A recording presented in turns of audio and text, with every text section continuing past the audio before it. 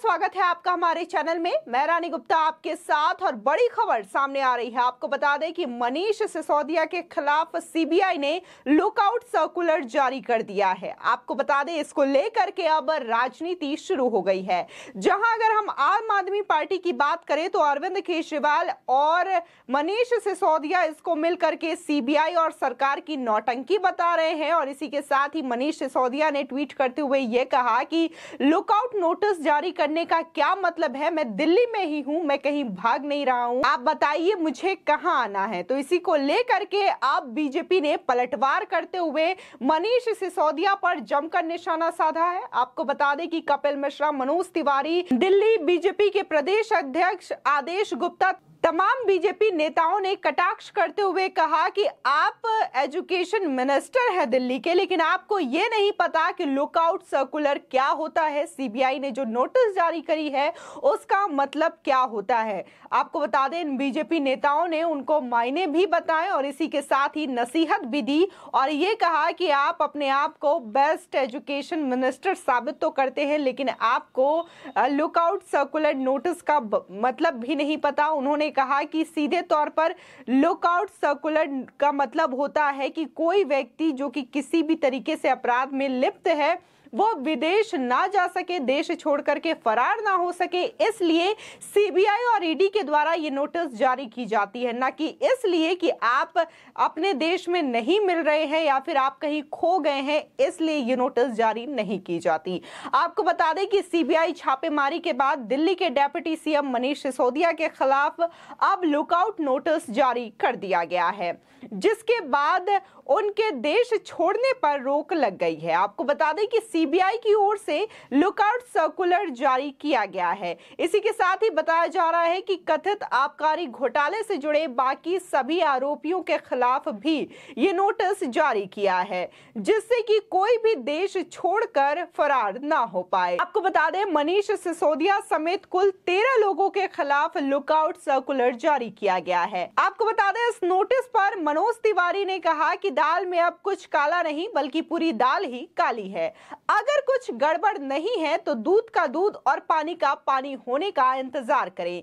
CBI बताएगी कि क्या मिला और क्या नहीं उनके घर से। 2024 में मोदी बनाम केजरीवाल तो दूर की बात है, पहले इस घोटाले पर सब साफ हो जाने दीजिए। इसी के साथ ही बीजेपी नेता प्रवेश वर्मा ने इस लुकआउट नोटिस पर बात करते हुए कहा कि जो चोर होता है वही शोर मचाता है। मनीष सिसोदिया सिर्फ जनता को गुमराह कर रहे हैं। साथ ही उन्होंने कहा कि लुकआउट नोटिस का मतलब ये नहीं कि पुलिस आपको खोज रही है, इसका मतलब ये होता है कि जिस पर आरोप है वो देश को छोड़कर ना चला जाए। साथ ही उन्होंने आगे ये भी कहा कि दिल्ली पुलिस को जब उन्हें पकड़ना होगा पकड़ लेगी।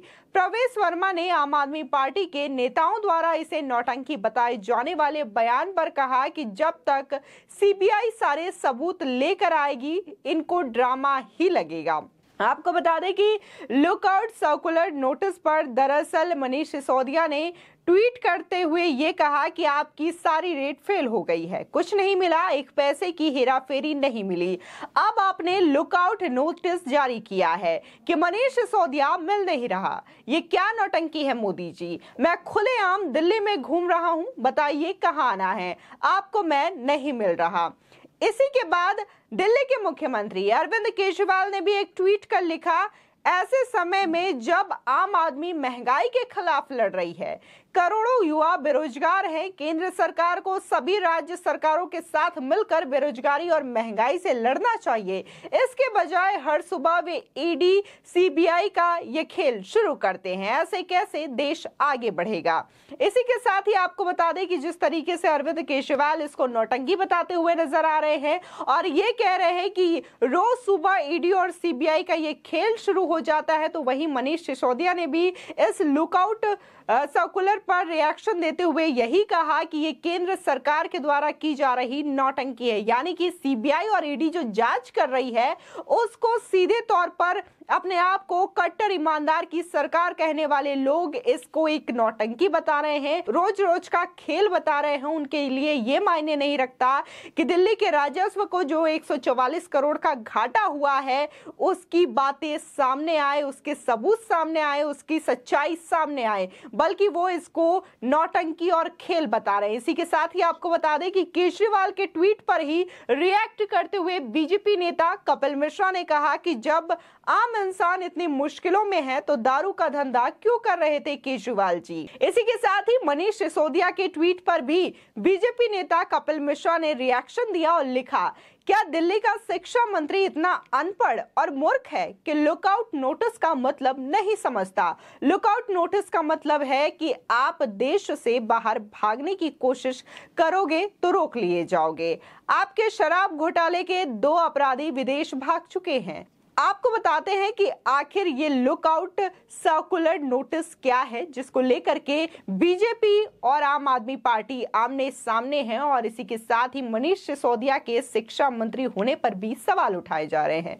दरअसल नोटिस ये सुनिश्चित करने के लिए एक लुकआउट सर्कुलर जारी किया जाता है कि कानून प्रवर्तन एजेंसियों द्वारा फरार या वांछित व्यक्ति देश को ना छोड़ सके। ये ज्यादातर अंतर्राष्ट्रीय हवाई अड्डों और बंदरगाहों पर आप्रवासन शाखा द्वारा उपयोग किया जाता है।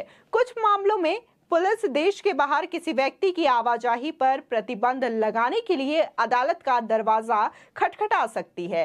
एलओसी को लेकर के शख्स इस सर्कुलर को चुनौती दे सकता है और अदालत से राहत प्राप्त भी कर सकता है।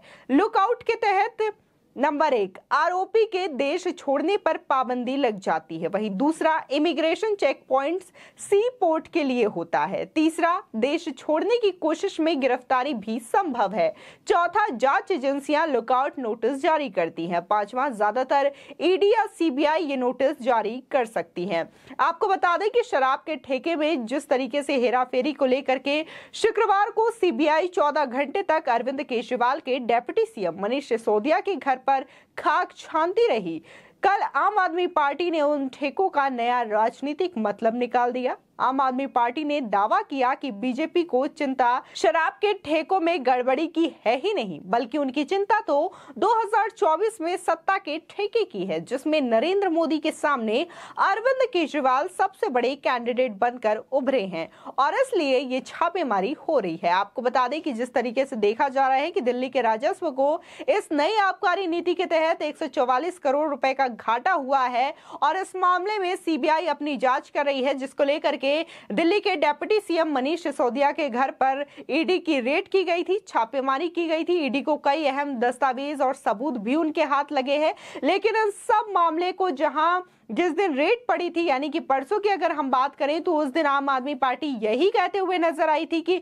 न्यूयॉर्क टाइम्स, जो कि अमेरिका का सबसे बड़ा अखबार है, उसमें ये छपा है कि दिल्ली का एजुकेशन मॉडल कितना अच्छा है। मनीष सिसोदिया जी की फोटो छपी है और उनको बेस्ट एजुकेशन मिनिस्टर बताया गया है। वो बार बार यही कोशिश कर रही थी, उनको बेस्ट एजुकेशन मिनिस्टर साबित करने की कोशिश कर रही थी, जबकि ये जो पूरा मामला था, सीबीआई की जो रेड थी, बीजेपी का जो आरोप था, वो दिल्ली की नई आबकारी नीति को लेकर के हुए जो घोटाले हैं, घाटे हैं, उस पर था। लेकिन बार बार आम आदमी पार्टी जो ध्यान है वो बेस्ट एजुकेशन मिनिस्टर पर शिफ्ट करना चाहती थी। इसी के साथ ही जब ईडी की रेड खत्म हो गई, कल मनीष सिसोदिया सामने आए, तब ये कहते हैं कि जो लड़ाई है वो असल में आबकारी नीति को लेकर के नहीं है, ये जो घोटाला हुआ है उसको लेकर के नहीं है, बल्कि 2024 में जो लोकसभा का चुनाव होगा उसकी वजह से ये छापेमारी करवाई जा रही है, क्योंकि बीजेपी जो है वो अरविंद केजरीवाल से डरती है और उन्हें डर लगता है कि 2024 की जो लड़ाई होगी वो मोदी वर्सेस केजरीवाल की होगी। ये आम आदमी पार्टी का कहना है। इसी के साथ ही देखने को मिला था कि दिल्ली के नगर निगम चुनाव को लेकर के, गुजरात चुनाव को लेकर भी अरविंद केजरीवाल यही बोलते हुए नजर आए थे कि बीजेपी उनसे डरती है। ये सभी को पता है कि देश की सबसे बड़ी पार्टी कौन है और कौन सी पार्टी के ज्यादातर राज्यों में अपनी सरकार है, और इसके अलावा अरविंद केजरीवाल जैसे लोग इस तरीके से बातें करते हैं कि बीजेपी पार्टी उनके पार्टी से डरती है और इस वजह से उन्होंने सीबीआई की रेड मनीष सिसोदिया के घर पर करवाई है। यानी कि ये जनता को सीधे तौर पर गुमराह करने की कोशिश की जा रही है। आपको बता दें वहीं टीवी डिबेट्स के दौरान भी देखने को मिला कि कैसे आम आदमी पार्टी के जो प्रवक्ता थे वो अपने पक्ष का बचाव करते तक नहीं दिखाई दिए, बल्कि डिबेट को बीच में छोड़ करके भागते हुए भी दिखाई दिए। इसके साथ ही कई ऐसी तस्वीरें सामने आ रही हैं जो कि देश की सबसे कट्टर ईमानदार पार्टी कहने वाली सरकार यानी कि आम आदमी पार्टी सरकार पर सवाल उठाते हुए नजर आती है। और सीधे तौर पर लोगों का यही कहना है कि अगर दिल्ली के राजस्व में 144 करोड़ का घोटाला हुआ है, दिल्ली की नई आबकारी नीति में कुछ गड़बड़ी थी, तो इसको बाद में यू टर्न लेते हुए बदलने की कोशिश क्यों की गई।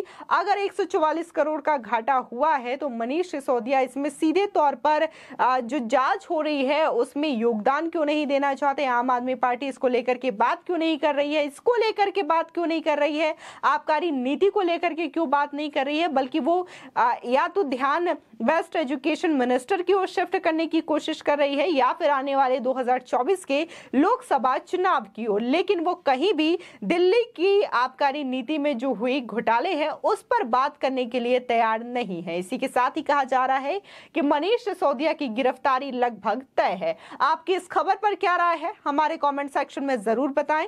आगे की और भी अपडेट के लिए चैनल को सब्सक्राइब करना ना भूलें।